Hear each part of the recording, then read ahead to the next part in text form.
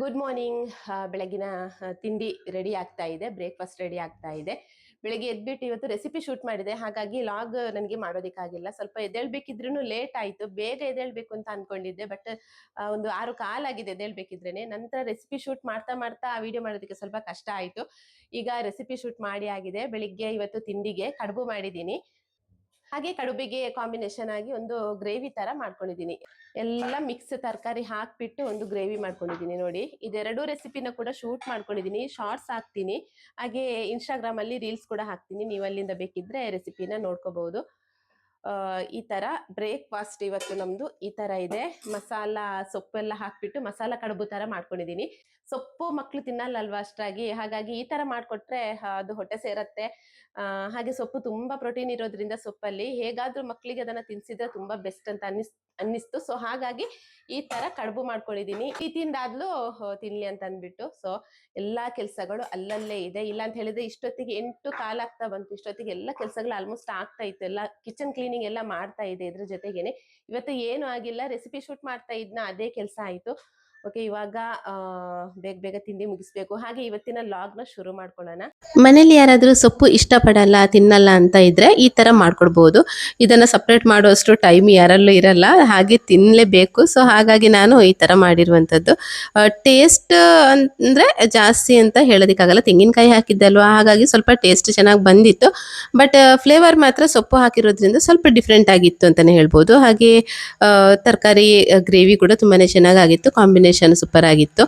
ಹಾಗೆ ನಾನು ಯಾವಾಗಲೂ ಕೆಲಸ ಮಾಡಬೇಕಿದ್ರೆ ಕೃಷ್ಣನ ಫ್ಲೂಟ್ ಹಾಕೋದು ನನಗೊಂದು ಅಭ್ಯಾಸ ಆಗಿಬಿಟ್ಟಿದೆ. ನನಗೆ ತುಂಬ ಇಷ್ಟ.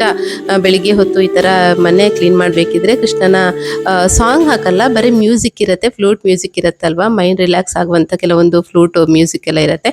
ಸೊ ಅದನ್ನು ಹಾಕೊಂಡು ಈ ಥರ ಕೆಲಸಗಳನ್ನು ಮಾಡ್ತಾ ಇರ್ತೀನಿ. ಕೆಲಸ ಮಾಡೋದೇ ಗೊತ್ತಾಗಲ್ಲ, ಮೈಂಡ್ ತುಂಬಾ ರಿಲ್ಯಾಕ್ಸ್ ಫೀಲ್ ಅಂತ ಅನ್ಸುತ್ತೆ. ಕೆಲಸ ಕೂಡ ಬೇಗ ಬೇಗ ಮಾಡೋದಕ್ಕಾಗತ್ತೆ. ಈಗ ಎಲ್ಲ ಕೆಲಸಗಳನ್ನು ಮುಗಿಸಿ ಫ್ರೆಶ್ ಅಪ್ ಆಗಿಬಿಟ್ಟು ಬಂದಿದ್ದೀನಿ. ಸ್ವಲ್ಪ ಲೇಟ್ ಆಯಿತು ಇವತ್ತು, ಕೆಲಸ ಎಲ್ಲ ಆಗಬೇಕಿದ್ರೇ 11:30 ಆಯಿತು. ನಂತರ ಇವತ್ತು ಬೆಳಿಗ್ಗೆ ಅನ್ನ ಮಾಡಿರಲಿಲ್ಲ ನಾನು, ನಿನ್ನೆ ನೈಟ್ ಅನ್ನ ಮಾಡಿದ್ದೆ, ಅದೇನೂ ಹಾಳಾಗಿರಲಿಲ್ಲ, ಚೆನ್ನಾಗಿತ್ತು ಆಯಿತಾ. ಸೊ ಹಾಗಾಗಿ ಅದನ್ನೇ ಹಸ್ಬೆಂಡ್ ತೊಗೊಂಡೋದ್ರು. ನಂತರ ನನ್ನ ಮಗಳು ಕಡುಬು ಮಾಡಿದ್ದೆ ಅಲ್ವಾ ಬೆಳಿಗ್ಗೆ, ಅದನ್ನೇ ಲಂಚ್ ಬಾಕ್ಸಿಗೆ ಅಂತ ತೊಗೊಂಡೋದ್ಲು. ಹಾಗಾಗಿ ಅನ್ನಕ್ಕಿಟ್ಟಿದ್ದೀನಿ, ಅನ್ನ ಬೇಯ್ತಾ ಇದೆ. ಇನ್ನು ಮಗ ಮಧ್ಯಾಹ್ನ ಮನೆಗೆ ಬರ್ತಾನೆ ಊಟಕ್ಕೆ. ಅಂದರೆ ಅವನು ಲಂಚ್ ಬಾಕ್ಸ್ ತಗೊಂಡು ಹೋಗ್ತಾ ಇಲ್ಲ ಇವಾಗ. ಮೊದಲೆಲ್ಲ ಲಂಚ್ ಬಾಕ್ಸ್ ತಗೊಂಡು ಹೋಗ್ತಾ ಇದ್ದ, ಇವಾಗ ತಗೊಂಡು ಹೋಗ್ತಾ ಇಲ್ಲ. ಮಧ್ಯಾಹ್ನ ಮನೆಗೆ ಬಂದು ಊಟ ಮಾಡಿಬಿಟ್ಟು ಹೋಗ್ತಾನೆ. ಹೊರಗಡೆ ಫುಡ್ ತಿನ್ನೋದು ತುಂಬಾನೇ ಕಡಿಮೆ. ಅವನು ತುಂಬಾನೇ ಹೆಲ್ತ್ ಕಾನ್ಶಿಯಸ್. ಹಾಗೆ ಹೆಲ್ತ್ ಬಗ್ಗೆನೂ ಅಷ್ಟೇನೆ ತುಂಬಾನೇ ಕೇರ್ ತಗೋತಾನೆ. ಸಿಕ್ಕಿದ್ದನ್ನೆಲ್ಲ ತಿನ್ನಲ್ಲ, ಹೊರಗಡೆ ತಿನ್ನೋದನ್ನೆಲ್ಲ ತುಂಬಾ ಅವಾಯ್ಡ್ ಮಾಡ್ತಾನೆ. ತುಂಬಾ ಒಂದು ಹೆಲ್ದಿ ಫುಡ್ನ ಅವನು ಯಾವಾಗಲೂ ತಿಂತಾ ಇರ್ತಾನೆ ಅಂತಾನೆ ಹೇಳ್ಬೋದು. ನನ್ನ ಸಬ್ಸ್ಕ್ರೈಬರ್ಸ್ ಒಬ್ರು ಧ್ಯಾನ ಯಾವ ತರ ಮಾಡೋದಕ್ಕ ಅಂತ ಕೇಳಿದ್ರಿ, ಅದ್ರ ಬಗ್ಗೆ ಇವತ್ತು ಸ್ವಲ್ಪ ಹೇಳೋಣ ಅಂತ ಅನ್ಕೊಂಡಿದ್ದೀನಿ. ನಾನು 1 ವರ್ಷ ಆಗ್ತಾ ಬಂತು ಮೆಡಿಟೇಷನ್ ಸ್ಟಾರ್ಟ್ ಮಾಡಿಬಿಟ್ಟು. ಕಂಟಿನ್ಯೂಸ್ ಆಗಿ ರೆಗ್ಯುಲರ್ ಆಗಿ ಫಾಲೋ ಮಾಡ್ತೀನಿ ಅಂತ ಹೇಳೋದಕ್ಕಾಗಲ್ಲ, ಒಂದೊಂದ್ಸಲ ಕಷ್ಟ ಆಗುತ್ತೆ. ಹೆಲ್ತ್ ಅಪ್ಸೆಟ್ ಆದಾಗ ಅಂದ್ರೆ ತುಂಬಾ ಕಾನ್ಶಿಯಸ್ ಆಗಿರ್ಬೇಕಾಗತ್ತೆ. ಧ್ಯಾನ ಮಾಡ್ಬೇಕಿದ್ರೆ ಅದ್ರ ಬಗ್ಗೆನೇ ಕಾನ್ಸಂಟ್ರೇಟ್ ಮಾಡ್ಬೇಕಾಗತ್ತೆ. ಸುಮ್ಮನೆ ಕಣ್ಮುಚ್ಚಿಕೊಂಡು ಕೂತ್ರೆ ಅದು ಧ್ಯಾನ ಅಂತ ಹೇಳೋದಕ್ಕಾಗಲ್ಲ, ಅದನ್ನ ಮೆಡಿಟೇಷನ್ ಅಂತ ಹೇಳಲ್ಲ. ಧ್ಯಾನ ಅಂದ್ರೆ ಉಸಿರಾಟದ ಮೇಲೆ ಗಮನ ಕೊಡೋದು, ತುಂಬಾ ಕಾನ್ಸಂಟ್ರೇಟ್ ಮಾಡ್ಬೇಕಾಗತ್ತೆ. ಉಸಿರಾಟದ ಮೇಲೆ ಗಮನ ಕೊಡೋದು ಅಷ್ಟು ಈಸಿ ಅಂತೂ ಖಂಡಿತ ಅಲ್ಲ. ತುಂಬಾ ಕಷ್ಟ ಆಗ್ತಾ ಇತ್ತು ಮೊದಲೆಲ್ಲ. ಫಸ್ಟ್ ಟೈಮ್ ನಾನು ಧ್ಯಾನ ಮಾಡ್ಬೇಕಿದ್ರೆ ಅಂದ್ರೆ ಅಷ್ಟೊಂದು ಧ್ಯಾನದ ಬಗ್ಗೆ ಗೊತ್ತಿಲ್ಲ ಆಯ್ತಾ, ನಾನೇನು ಟ್ರೈನಿಂಗ್ ತಗೊಂಡಿಲ್ಲ ಅದ್ರ ಬಗ್ಗೆ. ಯೂಟ್ಯೂಬ್ ಇಂದ ಸ್ವಲ್ಪ ಸ್ವಲ್ಪ ಏನೋ ತಿಳ್ಕೊಂಡು ಕಲ್ತ್ಕೊಂಡಿದ್ದೀನಿ ಅಷ್ಟೇನೆ. ಸ್ಟಾರ್ಟಿಂಗ್ ಅಲ್ಲಿ ಧ್ಯಾನ ಮಾಡೋದಕ್ಕೆ ಕೂತ್ಕೊಂಡಾಗ ನನ್ಗೆ ಸ್ವಲ್ಪನೂ ಕಾನ್ಸಂಟ್ರೇಟ್ ಮಾಡೋದಕ್ಕೆ ಆಗ್ತಾ ಇರ್ಲಿಲ್ಲ ಆಯ್ತಾ. ಉಸಿರಾಟದ ಮೇಲೆ ಒಂದ್ಸಲ ಉಸಿರಾಟದ ಮೇಲೆ ಗಮನ ಕೊಟ್ರೆ ಇನ್ನೊಂದ್ಸಲ ಈ ಗಮನ ಎಲ್ಲೆಲ್ಲೋ ಹೋಗೋದು, ಮನ್ಸು ಎಲ್ಲೆಲ್ಲೋ ಹೋಗೋದು. ಆ ಮನ್ಸನ್ನ ಅಲ್ಲಿಂದ ಕರ್ಕೊಂಡು ಬಂದು ವಾಪಸ್ ನಾನು ಧ್ಯಾನ ಮಾಡ್ಬೇಕು, ಉಸಿರಾಟದ ಮೇಲೆ ಗಮನ ಬೇಕು ಅಂತ ತಂದು ಕೂರ್ಸೋದಕ್ಕೇನೆ ತುಂಬಾ ಕಷ್ಟ ಆಗ್ತಾ ಇತ್ತು. ತಲೆ ಎಲ್ಲೆಲ್ಲೋ ಹೋಗ್ತಾ ಇತ್ತು. ಅಡುಗೆ ಮನೆಯಲ್ಲಿ ಕೆಲಸ ಇದೆ. ಬೆಳಿಗ್ಗೆ ಹೊತ್ತು ನಾನು ಜಾಸ್ತಿ ಧ್ಯಾನ ಮಾಡ್ತಾ ಇದ್ದಿದ್ದು. ಬೆಳಿಗ್ಗೆ 5:30ಗೆಲ್ಲ ಎದ್ಬಿಟ್ಟು ಯೋಗ ಧ್ಯಾನ ಎಲ್ಲ ಮಾಡ್ತಾ ಇದ್ದೆ. ಆ ಟೈಮ್ನಲ್ಲಿ ಕೆಲಸ ಇದೆ, 8:30ಗೆ ರೆಡಿ ಆಗ್ಬೇಕು, ಅನ್ನ ಆಗ್ಬೇಕು, ಸಾಂಬಾರ್ ಆಗ್ಬೇಕು, ಬ್ರೇಕ್ಫಾಸ್ಟ್ ಆಗ್ಬೇಕು, ಇದ್ದೇ ಇರ್ತಾ ಇತ್ತು ತಲೆನಲ್ಲಿ. ಕಾನ್ಸಂಟ್ರೇಟೇ ಮಾಡೋದಕ್ಕೆ ಆಗ್ತಾ ಇರ್ಲಿಲ್ಲ. ತುಂಬಾ ಕಷ್ಟ ಆಗ್ತಾ ಇತ್ತು. ಆದ್ರೂ ನಾನು ಬಿಟ್ಟಿಲ್ಲ, ನೋಡೋಣ ಅದು ಆಗದೆ ಎಲ್ಲಿ ಹೋಗುತ್ತೆ. ಯೂಟ್ಯೂಬಲ್ಲಿ ಕೂಡ ಹೇಳ್ತಾ ಇದ್ರು, 1-2 ಸಲಕ್ಕೆ ಆಗೋಂಥದ್ದಲ್ಲ, ಉಸಿರಾಟದ ಮೇಲೆ ಗಮನ ಕೊಡೋದಕ್ಕೆ ಆಗಲ್ಲ ಅಂತ ಹೇಳ್ತಾ ಇದ್ರು ಯೂಟ್ಯೂಬಲ್ಲಿ ಕೂಡ. ನಾನು ಕೂಡ ಹಾಗೆ ಮಾಡಿದೆ. ಒಂದ್ ಸ್ವಲ್ಪ ದಿನ ಮನ್ಸೆಲ್ಲೆಲ್ಲ ಹೋಗ್ತಾ ಇತ್ತು. ತುಂಬಾ ಕಷ್ಟದಲ್ಲಿ ಆ ಮನ್ಸನ್ನ ಇಳ್ಕೊಂಡ್ಬಂದು ನಾನು ಧ್ಯಾನ ಮಾಡ್ಬೇಕು, ಹೋಗ್ಬೇಡ ಆಚೆ ಅಂತ ಅಂದ್ಬಿಟ್ಟು ಕಟ್ಟಿ ಹಾಕ್ತಾಗೆ ನಾನು ಧ್ಯಾನ ಮಾಡ್ತಾ ಇದ್ದೆ. ನಂತರ ನಿಧಾನಕ್ಕೆ ನನ್ಗೆ ಕೂಡ ಉಸಿರಾಟದ ಮೇಲೆ ಕಾನ್ಸಂಟ್ರೇಟ್ ಮಾಡುವಂತಹ ಒಂದು ಕೆಪಾಸಿಟಿ ಬಂತು ಅಂತಾನೆ ಹೇಳ್ಬೋದು. ಸ್ವಲ್ಪ ಅಂದ್ರೆ ಒಂದು 15 ಮಿನಿಟ್ಸ್ ನಾನು ಧ್ಯಾನಕ್ಕೆ ಕೂತ್ರೆ ಒಂದು 5 ಮಿನಿಟ್ಸ್ ಆದ್ರೂ ನನಗೆ ನನ್ನ ಒಂದು ಉಸಿರಾಟದ ಮೇಲೆ ಗಮನ ಕೊಡುವಂತ ಒಂದು ಶಕ್ತಿ ಬಂತು ಅಂತಾನೆ ಹೇಳ್ಬೋದು. ನಂತರ ಅದನ್ನ ಹಾಗೆ ಕಂಟಿನ್ಯೂ ಮಾಡ್ತಾ ಹೋದೆ. ಕಷ್ಟ ಆದ್ರೂ ಪರವಾಗಿಲ್ಲ, ನನಗೆ ಇದು ಬೇಕೇ ಬೇಕು ಅಂತ ಡಿಸೈಡ್ ಮಾಡಿಬಿಟ್ಟು ಸ್ಟ್ರಾಂಗ್ ಆಗಿ ನಾನು ಈ ಮೆಡಿಟೇಷನ್ ನ ಕಂಟಿನ್ಯೂ ಮಾಡ್ತಾ ಹೋದೆ ಅಂತಾನೆ ಹೇಳ್ಬೋದು. ತುಂಬಾ ಯೂಸ್ ಆಗಿದೆ ನನ್ಗೆ ಇದ್ರಿಂದ. ಎಷ್ಟು ಅಂದ್ರೆ ನಾನು ಫಸ್ಟ್ ಹೇಳ್ಬೇಕಾಗಿರೋದು ತಾಳ್ಮೆ. ತುಂಬಾ ತಾಳ್ಮೆ ಬಂದಿದೆ ನನಗೆ ಈ ಮೆಡಿಟೇಷನ್ ಮಾಡೋದ್ರಿಂದ. ತುಂಬಾ ತಾಳ್ಮೆ ಬಂದಿದೆ ಜೀವನದಲ್ಲಿ. ಏನೇ ಆದ್ರೂ ಅಷ್ಟೊಂದು ನಾನು ತಾಳ್ಮೆಗೇಡಲ್ಲ, ತುಂಬಾ ಸ್ಟ್ರಾಂಗ್ ಆಗಿ ಇದನ್ನ ಫೇಸ್ ಮಾಡೋದನ್ನ ಕಲ್ತಿದ್ದೀನಿ. ಹಾಗೆ ಮೇನ್ ಹೇಳ್ಬೇಕು ಅಂತ ಹೇಳಿದ್ರೆ ಜೀವನ ಅಂದ್ರೆ ಏನು ಅನ್ನೋದನ್ನ ಕೂಡ ಕಲ್ತಿದ್ದೀನಿ. ಇದು ಧ್ಯಾನದಿಂದ ಮಾತ್ರನೇ ಅಂತ ಹೇಳೋದಿಕ್ಕಾಗಲ್ಲ. ನಾನು ಈ ಸ್ಪಿರಿಚುವಲ್ ಜರ್ನಿ ಮಾಡಿರ್ತಾರಲ್ವಾ, ಅವರ ವಿಡಿಯೋಸ್ಗಳನ್ನ ಸ್ವಲ್ಪ ಜಾಸ್ತಿ ನೋಡ್ತೀನಿ. ಅಂದ್ರೆ ಅದ್ರಲ್ಲೇ ಮುಳುಗೋಗ್ತೀನಿ ಅಂತಲ್ಲ, ನನ್ಗೆ ಇಷ್ಟ ಆದವರು ತಾರಾ ಮಂಜುನಾಥ್ ಅಂತ ಇದ್ದಾರೆ, ಅವ್ರದ್ದು ಪಾಡ್ಕಾಸ್ಟ್ ಎಲ್ಲ ತುಂಬಾ ನೋಡ್ತಾ ಇದ್ದೆ ನಾನು. ರಾಜೇಶ್ ಅವರು ಪಾಡ್ಕಾಸ್ಟ್ ಮಾಡ್ತಾರಲ್ವಾ, ಸೊ ಅವರ ಪಾಡ್ಕಾಸ್ಟ್ ಅಲ್ಲಿ ಈ ತಾರಾ ಮಂಜುನಾಥ್ ಅವರು ಬರ್ತಾ ಇದ್ರು. ಅವ್ರದ್ದೇ ಪೇಜ್ ಕೂಡ ಇದೆ. ಅವ್ರು ಕೂಡ ತುಂಬಾ ಅಂದ್ರೆ ಆಧ್ಯಾತ್ಮದ ಬಗ್ಗೆ ಹೇಳ್ತಾ ಇರ್ತಾರೆ. ಅದ್ರಲ್ಲಿ ಕೆಲವೊಂದು ಇರತ್ತಲ್ವಾ, ಏನನ್ನ ನಮ್ಮ ಲೈಫ್ ಸ್ಟೈಲ್ ಅಲ್ಲಿ ನಾವು ಇನ್ಕ್ಲೂಡ್ ಮಾಡ್ಕೋಬೇಕು ಅನ್ನೋದ್ರ ಬಗ್ಗೆ ಅವರು ತುಂಬಾನೇ ಚೆನ್ನಾಗಿ ಹೇಳ್ತಾರೆ ಅದರಲ್ಲಿ. ಸೊ ಅದರಿಂದ ಕೆಲವೊಂದು ವಿಷಯಗಳನ್ನ ನಾನು ತಿಳ್ಕೊಂಡು ನನ್ನ ಒಂದು ಲೈಫ್ ಸ್ಟೈಲ್ ಅಲ್ಲಿ ನನ್ನ ಒಂದು ಜೀವನದಲ್ಲಿ ನಾನು ಅದನ್ನ ಅಳವಡಿಸ್ಕೊಂಡಿದ್ದೀನಿ ಅಂತಾನೆ ಹೇಳ್ಬೋದು. ಸೊ ಹಾಗಾಗಿ ಈ ತಾಳ್ಮೆ ಅನ್ನೋದು ಅದರಿಂದ, ಹಾಗೆ ನನ್ನ ಧ್ಯಾನದಿಂದ ಇದರಿಂದ ನನಗೆ ಬಂದಿರುವಂತದ್ದು. ಮೊದ್ಲೆಲ್ಲ ತುಂಬಾ ಸಿಟ್ಟು ಬರೋದು ನನಗೆ. ಯಾರು ಏನ್ ಮಾತಾಡಿದ್ರು ಸಿಟ್ಟು ಬರೋದು, ಮಕ್ಕಳ ಮೇಲೆ, ಹಸ್ಬೆಂಡ್ ಮೇಲೆ, ಎಲ್ಲಾರ ಮೇಲೂ ಸಿಟ್ಟು ಬರೋದು. ಈ ತರ ಆಯ್ತು, ತಾಳ್ಮೆನೇ ಇರ್ಲಿಲ್ಲ. ಇವಾಗ ಹಾಗಲ್ಲ, ತುಂಬಾ ತಾಳ್ಮೆ ಕಲ್ತ್ಕೊಂಡಿದ್ದೀನಿ. ಹಾಗೆ ತುಂಬಾ ಮೆಂಟಲಿ ಸ್ಟ್ರಾಂಗ್ ಆಗಿದ್ದೀನಿ ನಾನು. ಜೀವನದಲ್ಲಿ ಏನೇ ಕಷ್ಟ ಬರಲಿ ಎಲ್ಲದನ್ನು ಕೂಡ ಫೇಸ್ ಮಾಡ್ಕೊಂಡು ಹೋಗುವಂತಹ ಒಂದು ಕೆಪಾಸಿಟಿ ಬಂದಿದೆ ನನಗೆ ಅಂತಾನೆ ಹೇಳ್ಬೋದು. ತುಂಬಾ ಸ್ಟ್ರಾಂಗ್ ಆಗಿದ್ದೀನಿ. ಏನೇ ಲೈಫಲ್ಲಿ ಆದ್ರೂ ಕೂಡ ಅದು ಪರ್ಮನೆಂಟ್ ಆಗಿರಲ್ಲ ನೋಡಿ. ಅದು ಖುಷಿ ಇರ್ಬೋದು, ದುಃಖ ಇರ್ಬೋದು, ಯಾವ್ದು ಕೂಡ ಇರ್ಬೋದು, ಅದು ಪರ್ಮನೆಂಟ್ ಆಗಿರಲ್ಲ. ಅದು ಹೋಗೇ ಹೋಗತ್ತೆ, ಅದು ಹಿಂದಕ್ಕೆ ಹೋಗೇ ಹೋಗತ್ತೆ, ನಾವು ಮುಂದಕ್ಕೆ ಹೋಗ್ತಾನೆ ಇರ್ತೀವಿ. ಸೊ ಆ ರೀತಿ ನಾವು ಏನೇ ಕಷ್ಟ ಬಂದಾಗ ಕೂಡ ಹೇಗಿರ್ಬೇಕು ಅಂತ ಹೇಳಿದ್ರೆ, ಈ ಕಷ್ಟ ಇವತ್ತಿರತ್ತಲ್ವಾ, ಸ್ವಲ್ಪ ದಿನ ಮಾತ್ರ ನಮ್ ಜೊತೆ ಇರತ್ತೆ, ಆಮೇಲೆ ಅದು ಚೇಂಜ್ ಆಗತ್ತೆ, ನಾವು ಕೂಡ ಖುಷಿಯಿಂದ ಇರ್ಬೋದು ಅಂತ ಅನ್ಕೋತೀನಿ. ಈ ತರ ನನ್ಗೆ ಅಂದ್ರೆ ಏನೇ ಕಷ್ಟ ಬಂದ್ರು ಅದೇ ತರ ಯೋಚನೆ ಫಸ್ಟ್ ನನ್ನ ತಲೆಗೆ ಬಂದ್ರೆ ಅದು ಕಷ್ಟ ಮುಗಿಯೋ ತನಕ ನನ್ನ ತಲೆಯಿಂದ ಹೋಗಲ್ಲ, ಅದೇ ತರ ಇರ್ತೀನಿ ನಾನು. ಸೊ ಆ ಒಂದೇ ಒಂದು ನನ್ಗೆ ಥಾಟ್ ಏನಿದೆ ನೋಡಿ, ಅದೇ ನನ್ನನ್ನು ತುಂಬಾ ಸ್ಟ್ರಾಂಗ್ ಆಗಿ ನಿಲ್ಸತ್ತೆ. ಏನೇ ಕಷ್ಟ ಬಂದ್ರು ಕೂಡ ಆ ಒಂದು ಸಿಚುವೇಶನ್ ಜೊತೆಗೆ ನಾನು ಸ್ಟ್ರಾಂಗ್ ಆಗಿ ನಿಲ್ಲೋ ತರ ಹೆಲ್ಪ್ ಮಾಡತ್ತೆ ಈ ಒಂದು ಥಾಟ್ ಅಂತ ಹೇಳ್ಬೋದು. ಇದು ನಿಮ್ಗೆ ಕೂಡ ಹೆಲ್ಪ್ ಆಗುತ್ತೆ. ಎಲ್ಲರೂ ಕೂಡ ನಿಮ್ಮ ಒಂದು ಜೀವನದಲ್ಲಿ ಇದನ್ನ ಅಳವಡಿಸ್ಕೊಳ್ಳಿ ಈ ಒಂದು ಥಾಟ್ನ. ಅವಾಗ ನಮ್ಗೆ ಏನೇ ಕಷ್ಟ ಬಂದ್ರು ಕೂಡ ಅದನ್ನ ಫೇಸ್ ಮಾಡೋದು ದೊಡ್ಡ ವಿಷಯ ಅಂತ ಅನ್ಸೋದೇ ಇಲ್ಲ. ಹಾಗೆ ಸುಖ ಬಂದಾಗ ಕೂಡ ಅಷ್ಟೇನೆ, ನಾವು ನೆಕ್ಸ್ಟ್ ದುಃಖ ಬರುತ್ತೆ ಅನ್ನೋದು ನಮ್ಮ ಮನಸ್ಸಲ್ಲಿ ಇಟ್ಕೋಬೇಕು. ಸುಖದಲ್ಲೇ ಇದ್ದೀವಿ ಅಂತ, ಸುಖದಲ್ಲೇ ಇರ್ತೀವಿ ಯಾವಾಗ್ಲೂ ಜೀವನದಲ್ಲಿ ಅಂತ ನಾವು ಅನ್ಕೋಬಾರ್ದು. ದೇವ್ರು ಕೊಡೋದು ಎಲ್ಲದನ್ನು ಕೂಡ ದೇವ್ರು ಕೊಡೋದು, ಕಷ್ಟ ಕೊಡೋದು ದೇವ್ರೆ, ಸುಖ ಕೊಡೋದು ದೇವ್ರೆ. ನಮ್ಮ ಹಣೆ ಬರದಲ್ಲಿ ಏನೇನ್ ಬರ್ದಿರತ್ತೋ ಎಲ್ಲಾನು ಆಗ್ಲೇಬೇಕಲ್ವಾ. ಸೊ ಆ ಟೈಮ್ನಲ್ಲಿ ದೇವ್ರು ನಮ್ ಜೊತೆಗಿದ್ರೆ ಸಾಕು, ಅಷ್ಟೇನೆ. ಸುಖ ಬಂದಾಗ ಕೂಡ ದೇವ್ರನ್ನ ನಾವು ನೆನ್ಸ್ತಾ ಇರ್ಬೇಕು, ಕಷ್ಟ ಬಂದಾಗ ಕೂಡ ದೇವ್ರನ್ನ ನಾವು ನೆನ್ಸ್ಕೊಂಡೇ ಇರ್ಬೇಕು. ಅವಾಗ ನಮ್ಗೆ ಆ ಒಂದು ಸಿಚುವೇಶನ್ ನ ಫೇಸ್ ಮಾಡ್ಕೊಂಡು ಹೋಗೋದು ತುಂಬಾ ಕಷ್ಟ ಅಂತ ಅನ್ಸಲ್ಲ. ತುಂಬಾ ಈಸಿಯಾಗಿ, ತುಂಬಾನೇ ಸ್ಮೂತ್ ಆಗಿ ಆ ಒಂದು ಸಿಚುವೇಶನ್ ನ ಫೇಸ್ ಮಾಡೋದಿಕ್ಕಾಗತ್ತೆ. ಮೊದ್ಲಿಗೊಂದು ನಿರ್ದಿಷ್ಟವಾದಂತಹ ಜಾಗನ ಆರಿಸ್ಕೊಳ್ಳಿ. ಯಾವ ಜಾಗದಲ್ಲಿ ಕೂತ್ಕೊಂಡ್ರೆ ಪೀಸ್ಫುಲ್ ಅಂತ ಅನ್ಸುತ್ತೆ ನೋಡಿ, ಆ ಒಂದು ಜಾಗನ ಆರಿಸ್ಕೋಬೇಕು. ನಂತರ ಒಂದು ಏನಂತ ಹೇಳಿದ್ರೆ, ಒಂದು ಯಾವ್ದಾದ್ರು ಒಂದು ಬೆಡ್ಶೀಟ್ ಇರ್ಬೋದು, ಇಲ್ಲ ಅಂತ ಹೇಳಿದ್ರೆ ಸ್ಮೂತ್ ಆಗಿರುವಂತಹ ಏನಾದ್ರೂ ತಲೆದಿಂಬು ಈ ತರ ಏನಾದ್ರೂ ಇದ್ರೆ ಅದನ್ನ ಈ ತರ ಫೋಲ್ಡ್ ಮಾಡ್ಕೊಂಡು ಇಲ್ಲಿ ಹಿಂದ್ಗಡೆಗೆ ಹಾಕಿ, ನಂತರ ಅದರ ಮೇಲ್ಗಡೆ ಒಂದು ಬಟ್ಟೆನ ಹಾಕೋಬೇಕು ನೋಡಿ. ಈ ತರ ಇರ್ಬೇಕಾಗತ್ತೆ. ಸ್ವಲ್ಪ ಉದ್ದಕ್ಕೆ ಹಾಕೊಳ್ಳಿ ನೋಡಿ, ಈ ತರ ಇರ್ಬೇಕು. ನಾನು ಇದೇ ತರ ಮಾಡುವಂಥದ್ದು. ನೀವು ಬೇಕಿದ್ರೆ ಈ ತರ ಬೇಡ, ನಮ್ಗೆ ಫ್ಲಾಟ್ ಆಗಿ ಇರ್ಲಿ, ನೆಲದ ಮೇಲೆನೆ ಕೂತ್ಕೊಂಡು ಮಾಡ್ತೀವಿ ಅಂತ ಅಂದ್ರೂ ಕೂಡ ಓಕೆನೆ. ಬಟ್ ನನ್ಗೆ ಇದು ಕಂಫರ್ಟೇಬಲ್ ಆಗುತ್ತೆ, ಈ ತರ ಕೂತ್ಕೊಂಡಾಗ ತುಂಬಾನೇ ಕಂಫರ್ಟೇಬಲ್ ಆಗುತ್ತೆ. ಸೊ ಹಾಗಾಗಿ ನಾನು ಈ ತರ ಕೂತ್ಕೊಳ್ಳುವಂಥದ್ದು. ಆಗ ನಾನು ಈ ಬೆಡ್ಶೀಟ್ ಮೇಲೆ ಕೂತ್ಕೊಂಡಿದ್ದೀನಿ ಅಲ್ವಾ. ಇದು ಏನಕ್ಕೆ ಅಂತ ಹೇಳಿದ್ರೆ, ಈ ಕಾಲೇನಿದೆ ನೋಡಿ, ಇದು ಸ್ವಲ್ಪ ಸ್ಲ್ಯಾಂಟ್ ಆಗಿ ಈ ತರ ಬರುತ್ತೆ. ಇಲ್ಲ ಅಂತ ಹೇಳಿದ್ರೆ ಫ್ಲಾಟ್ ಆಗಿ ನಾವು ಕೂತ್ಕೊಂಡ್ರೆ ಫ್ಲಾಟ್ ಆಗಿ ಇರ್ಬೇಕಾಗತ್ತೆ. ನೀ ಪೇನ್ ಇರೋರಿಗೆ ಇದು ತುಂಬಾ ಒಳ್ಳೇದು. ನೀ ಪೇನ್ ಯಾರಿಗಾದ್ರೂ ಇದ್ರೆ, ಇವಾಗ 15 ಮಿನಿಟ್ಸ್ ಧ್ಯಾನ ಮಾಡ್ಬೇಕಿದ್ರು ಕೂಡ ಕೂತ್ಕೋಬೇಕಲ್ವಾ, ಅಷ್ಟೊತ್ತು ಕೂರೋದಿಕ್ಕಾಗಲ್ಲ ಕೆಲವೊಬ್ರಿಗೆ, ಅವರಿಗೆ ತುಂಬಾನೇ ಹೆಲ್ಪ್ ಆಗುತ್ತೆ. ನನ್ಗೆ ಜಾಸ್ತಿ ಹೊತ್ತು ಕೂತ್ಕೊಂಡ್ರೆ ನನಗೆ ಕೂಡ ನೀ ಪೇನ್ ಬರುತ್ತೆ. ಸೊ ಹಾಗಾಗಿ ನಾನು ಈ ಮೆಥಡ್ನ ಫಾಲೋ ಮಾಡ್ತೀನಿ ಅಂತ ಹೇಳ್ಬೋದು. ನಿಮ್ಗೆ ಬೇಕಿದ್ರೆ ಈ ಮೆಥಡ್ನ ಫಾಲೋ ಮಾಡ್ಬೋದು. ಇಲ್ಲ ಅಂತ ಅಂದ್ರೆ ಏನು ನೀ ಪೇನ್ ಬರಲ್ಲ ನನಗೆ ಅಂತ ಹೇಳಿದ್ರೆ, ಆರಾಮಾಗಿ ನೀವು ಫ್ಲಾಟ್ ನೆಲದ ಮೇಲೆ ಕೂತ್ಕೊಂಡು ಒಂದು ಸಣ್ಣ ಬೆಡ್ಶೀಟ್, ಟವೆಲ್ ಏನಾದ್ರೂ ಹಾಕೊಂಡು ಕೂತ್ಕೊಂಡು ಮೆಡಿಟೇಷನ್ ನ ಮಾಡ್ಬೋದು. ಈ ಕೈಗಳೇನಿದೆ ನೋಡಿ, ಚಿಮ್ಮುದ್ರ ಅಂತ ಹೇಳ್ತೀವಿ ಇದನ್ನ.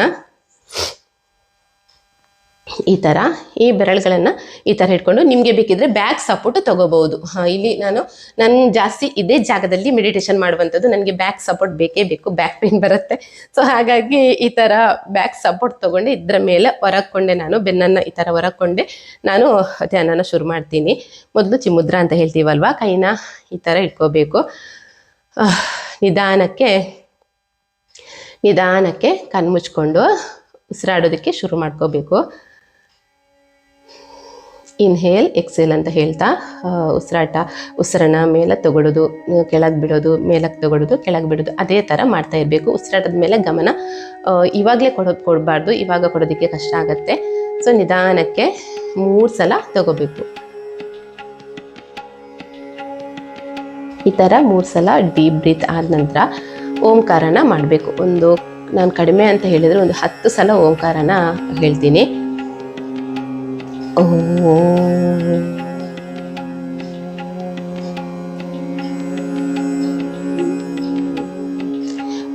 ಉಸಿರನ್ನ ಮೇಲಕ್ಕೆ ತಗೊಂಡು ಓಂಕಾರನ ಜಪಿಸಬೇಕು.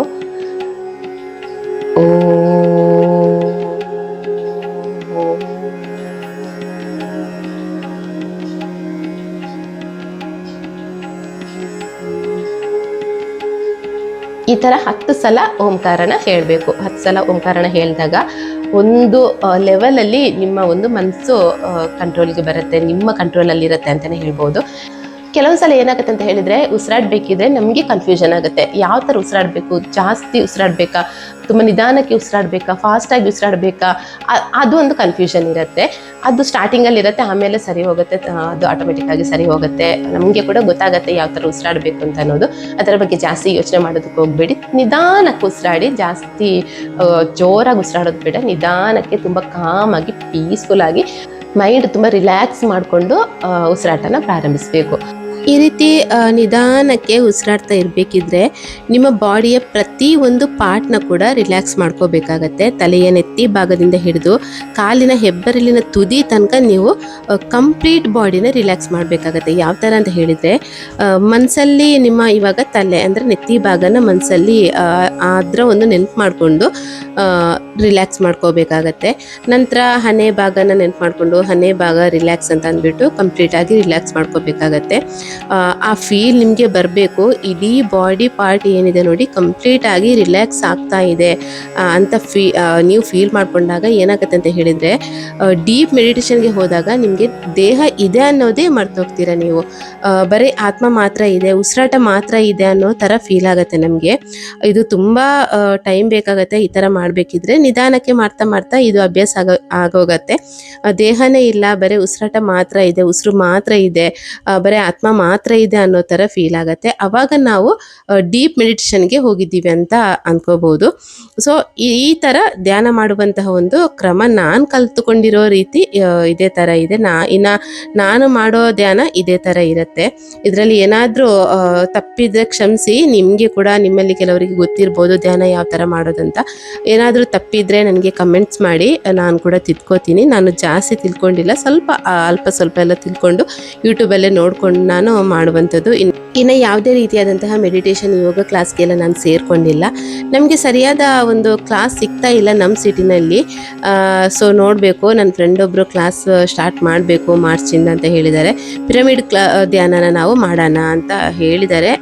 ಆದರೆ ಅವರು ಕ್ಲಾಸ್ ಸ್ಟಾರ್ಟ್ ಮಾಡಿದರೆ ನೆಕ್ಸ್ಟ್ ಕ್ಲಾಸ್ಗೆ ನಾನು ಕೂಡ ಸೇರ್ಕೋಬೇಕು ಅಂತ ಡಿಸೈಡ್ ಮಾಡಿದ್ದೀನಿ. ನೋಡೋಣ ಏನಾಗುತ್ತೆ ಅಂತ. ನಿಮಗೆ ಎಷ್ಟು ಸಾಧ್ಯನೋ ಅಷ್ಟು ಟೈಮು ನೀವು ಧ್ಯಾನ ಮಾಡಿ ಆದ ನಂತರ ಈ ಥರ ಕೈನ ಒಂದ್ಸಲ ಜೋರಾಗಿ ಉಜ್ಕೊಂಡು ನಿಮ್ಮ ಕಣ್ಣಿಗೆ ಹೊತ್ಕೊಂಡು ನಿಮ್ಮ ಇಷ್ಟದ ದೇವ್ರನ್ನ ಒಂದ್ಸಲ ಮನಸ್ಸಲ್ಲೇ ಸ್ಮರಣೆ ಮಾಡಿಕೊಂಡು ನಿಧಾನಕ್ಕೆ ಕಣ್ಣು ಓಪನ್ ಮಾಡಬೇಕು.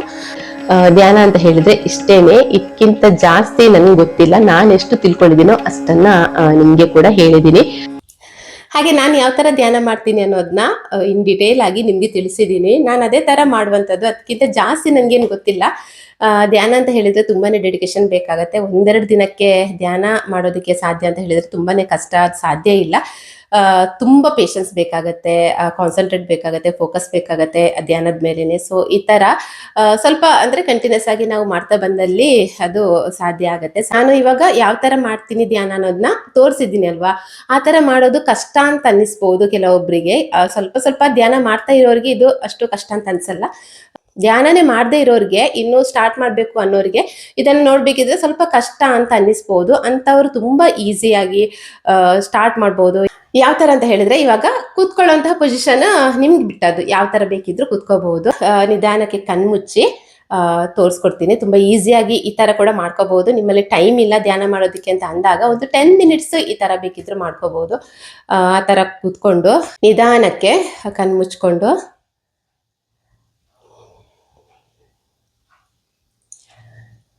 ಡೀಪ್ ಬ್ರೀತ್ ತಗೊಳ್ಳಿ.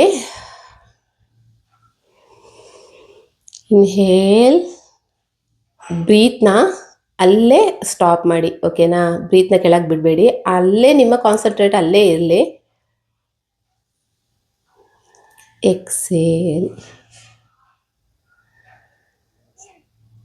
Inhale, exhale, inhale, exhale. ನೋಡಿ, ಈ ತರ ದೀರ್ಘವಾದಂತಹ ಉಸಿರಾಟ ತಗೊಳ್ಳೋದು, ಅದನ್ನಲ್ಲೇ ಸ್ಟಾಪ್ ಮಾಡೋದು. ಎಷ್ಟು ನಿಮ್ಮಲ್ಲಿ ಸಾಧ್ಯನೋ ಅಷ್ಟು ಹೊತ್ತು ಉಸಿರನ್ನ ಹಿಡಿದಿಟ್ಕೊಳ್ಳೋದು, ಆಮೇಲೆ ನಿಧಾನಕ್ಕೆ ಉಸಿರನ್ನ ಬಿಡೋದು. ಅವಾಗ ಏನಾಗತ್ತೆ ಅಂತ ಹೇಳಿದ್ರೆ, ನೀವು ಉಸಿರು ತಗೊಂಡಿರ್ತೀರಿ ನೋಡಿ, ಉಸಿರನ್ನ ಕೆಳಗೆ ಬಿಡೋ ತನಕ ನಿಮ್ಮ ಫೋಕಸ್ ಅಲ್ಲೇ ಇರತ್ತೆ.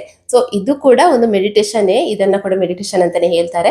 ಮೆಡಿಟೇಷನ್ ಮಾಡೋದಕ್ಕೆ ಕಷ್ಟ, ಉಸಿರಾಟದ ಮೇಲೆನೆ ಫೋಕಸ್ ಮಾಡೋದು ತುಂಬಾ ಕಷ್ಟ ಅಂತ ಹೇಳೋರು ಈ ಟಿಪ್ಸ್ ನ ಫಾಲೋ ಮಾಡಬಹುದು. ಇದನ್ನ ಈ ತರ ಕೂಡ ಮೆಡಿಟೇಷನ್ ಮಾಡಬಹುದು. ಮತ್ತೆ ಕ್ರಮೇಣ ಒಂದ್ ಸ್ವಲ್ಪ ಜಾಸ್ತಿ ಮೆಡಿಟೇಷನ್ ಕಡೆಗೆ ಫೋಕಸ್ ಮಾಡೋದಕ್ಕೆ ಸಾಧ್ಯ ಆಗತ್ತೆ. ಸ್ಟಾರ್ಟಿಂಗ್ ಮಾಡೋರು ಈ ತರ ಮಾಡ್ಕೊಂಡ್ಬೇಕಿದ್ರೆ ನೀವು ಧ್ಯಾನನ ಶುರು ಮಾಡ್ಕೋಬಹುದು. ಓಕೆ, ಇಷ್ಟೇನೆ. ಧ್ಯಾನದ ಬಗ್ಗೆ ಕೇಳಿದ್ರಿ ಅಲ್ವಾ. ಸೊ ಅವರಿಗೋಸ್ಕರ ಅಂತ ಅಂದ್ಬಿಟ್ಟು ಈ ವಿಡಿಯೋನ ಮಾಡಿರುವಂಥದ್ದು. ಹಾಗೆ ಈ ವಿಡಿಯೋನ ಇಲ್ಲಿಗೆ ಎಂಡ್ ಮಾಡ್ತೀನಿ. ವಿಡಿಯೋ ಇಷ್ಟ ಆದರೆ ವಿಡಿಯೋಗೊಂದು ಲೈಕ್, ಶೇರ್, ಕಮೆಂಟ್ ಮಾಡೋದನ್ನ ಮಾತ್ರ ಮರಿಬೇಡಿ. ಇನ್ನು ಯಾರು ನನ್ನ ಚಾನಲ್ ಸಬ್ಸ್ಕ್ರೈಬ್ ಮಾಡದೆ ನೋಡ್ತಾ ಇದ್ದೀರೋ ಎಲ್ಲರೂ ಸಬ್ಸ್ಕ್ರೈಬ್ ಮಾಡ್ಕೊಂಡು ನೋಡಿ. ಸಿಗ್ತೀನಿ ನೆಕ್ಸ್ಟ್ ವ್ಲಾಗಲ್ಲಿ. ಅಲ್ಲಿ ತನಕ ಎಲ್ಲರೂ ಆರೋಗ್ಯವಾಗಿರಿ. Take care. ಬಾಯ್.